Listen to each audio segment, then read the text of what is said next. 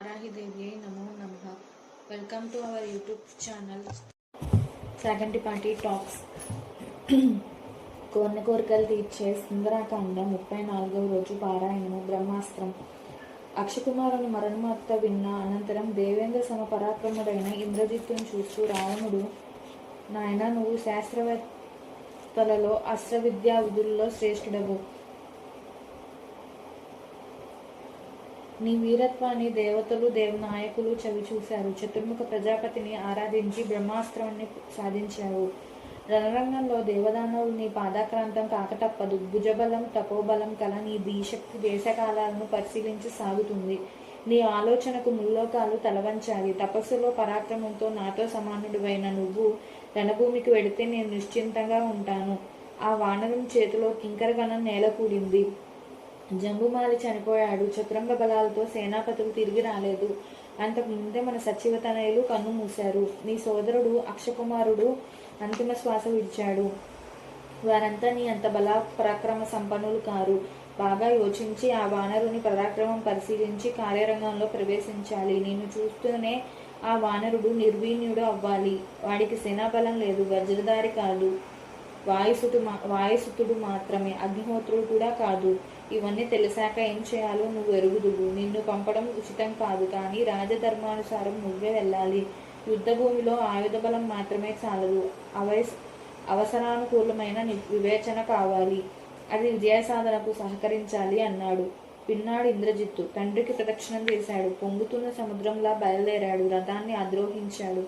ఆ సమయంలో మృగరోదనాలు పెరిగాయి. వస్తున్న రథధ్వని ధనుష్టంకారం విన్న హనుమంతునికి సంతోషం కలిగింది. ఆ యుద్ధం చూడడానికి నాగయక్ష సిద్ధులు గగన వీధిలో నిలిచారు. హనుమంతుడు తన దేహాన్ని పెంచుతూ సింహనాదం చేశాడు. వారి ఉభయులు సురాసుర ప్రభుతేజంతో వెలుగుతున్నారు.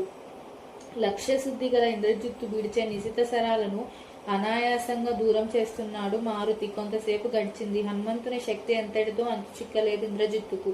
రాక్షసపుత్రుని సామర్థ్యం ఈయనకు అందలేదు. ఒకరికొకరు దుస్సహంగా ఉన్నారు. ఏనాడు గురి తప్పని తన విలువిద్య వ్యర్థం కావడంతో ఇంద్రజిత్తు ఆలోచించి వీడు శస్త్రాస్త్రాలతో కడతేరడు అని నిశ్చయించి బ్రహ్మం విడిచాడు. హనుమంతుడు చైతన్యహీనుడై నేల మీద పడి క్షణంలో తెలివిరాగా ఆ రాక్షసుడు నన్ను బ్రహ్మాస్త్రంతో బంధించాడు. అయినా పితామహుని వరప్రభావం వల్ల ఏ అస్త్రము నన్ను వధించదు. అయినా ఈ అస్త్రబంధాన్ని విడిపించుకునే శక్తి లేదని, ఇంద్రవాయు బ్రహ్మలు రక్షిస్తున్నారు కనుక తనకు భీతి లేదని అనుకున్నాడు. నేను రావణుని దగ్గరకు పోయి మాట్లాడే అవకాశం కలిగింది అని కదలకుండా ఉన్న ఆ వానర వీరుని చేరిన రాక్షసులు నారచీరలతో చెట్ల నారలతో బంధించారు. ఆయన కదలలేదు. చూశాడు రావణసుతుడు. ఎంత మూర్ఖంగా చరించారు మా వీరులు.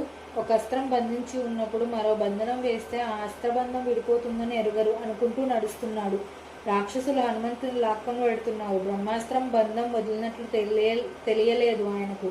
ఉభయులు లంకేశ్వరుని కొలువులో ప్రవేశించారు. బంధిత మత్తకంలో ఉన్నాడు హనుమ. అసలు వీడెవడు? ఇక్కడికి ఏం పని మీద వచ్చాడు? వీడికి ఎవరి బలం చూసుకొని వచ్చాడు ఇక్కడికి అని రాక్షస ప్రముఖులు ఒకరితో ఒకరు గుసగుసలాడుకుంటూ ఉన్నారు. నరకండి, నిప్పుల్లో మండించండి, హాయిగా విరుచుకుని తినేయండి అంటున్నారు మరికొందరు. రత్నసింహాసనం మీద రావణుడు హనుమంతుని తేజ పరాక్రమాలతో సూర్యకాంతితో ఉన్న రావణుని హనుమంతుడు చూసుకుంటున్నారు. రావణి కన్నులు ఎర్రబడ్డాయి. హనుమంతుని నేత్రాల్లో చింతనిప్పులు పుడుతున్నాయి. స్వర్ణ నిర్మితము ముక్తాజలవృతము అయిన కిరీట శోభిత శీర్షంలో వజ్ర మాణిక్య భూషణాలతో చీనాంబరాలంకృతుడై రక్తచందన లేపంతో నయనుడై నీలగిరి సన్నిభ దేహంతో తారహారాలంకృత వక్షంతో బలాక పక్షులతో నిండిన మేఘంలా ఉన్న రావణుని బాహువులు 5 పడగల పాముల్లా ఉన్నాయి. రత్న స్ఫటిక ఖచ్చితమైన ఆస్తరణం పరిచిన సింహాసనం మీద చక్రవర్తికి ఇరుపార్శ్వరాలు వింజామరాలతో అందగత్తెలున్నారు. మంత్రాంగ కుశులైన మహాపార్శ్వ దుర్ధర ప్రహస్త నికుంభులు ఆయన కిరువంకుల ఆసీనులై ఉన్నారు. మిగిలిన సచివ మండలి మధ్య రావణుడు దేవతా పరివృతుడైన ఇంద్రుని వలె ఉన్నాడు. స్వర్ణ సింహాసనం మీద రావణుడు మేరుగిరిపై నీలమేఘంలా ఉన్నాడు. ఆ రాక్షసేశ్వరుని తిలకించి హనుమంతునికి ఆశ్చర్యం కలిగింది. ఈ రాక్షసేశ్వరుని సౌందర్యం, ధైర్యం, శక్తి, బలం ఆశ్చర్యం కలిగిస్తున్నాయి. సర్వలక్షణ లక్షితుడైన ఈ ప్రభువు అధర్మానికి ఒడగట్టకపోతే దేవలోకంతో పాటు దేవేంద్రుడు కూడా ఈయనకు పాదాక్రాంతుడు కావాలి. ఈయన చేసే క్రూరఘాతుకాలు కారణంగా దేవదానవ గణాలు వీనికి భయపడుతున్నాయి. ఈ రావణుడు తలుచుకుంటే లోకాలన్నీ జలప్రలయంతో ముంచెత్తగలడు అని ఊహిస్తున్నాడు హనుమంతుడు. 34వ రోజు పారాయణం సంపూర్ణం. Please subscribe our channel. జై శ్రీరామ్. Thank you.